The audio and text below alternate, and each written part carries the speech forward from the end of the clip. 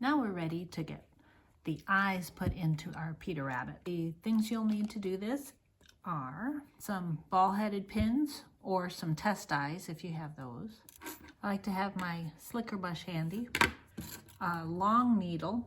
You can use the 5-inch doll needle, or you can use a longer, heavier duty needle, and that's what I prefer for inserting eyes. I'm gonna have my needle nose pliers handy, my awl. If you don't have an awl, you can use a sharpened chopstick.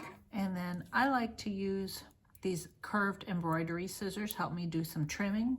But if you don't have those, your regular scissors will do just fine. And then you also need, if you bought the kit, you need the eye floss that came on the cardboard bobbin. And then you'll need the black glass eyes on a loop. And they are in this bag and taped up in bubble wrap. Here we go. These are glass eyes and they are on a wire loop.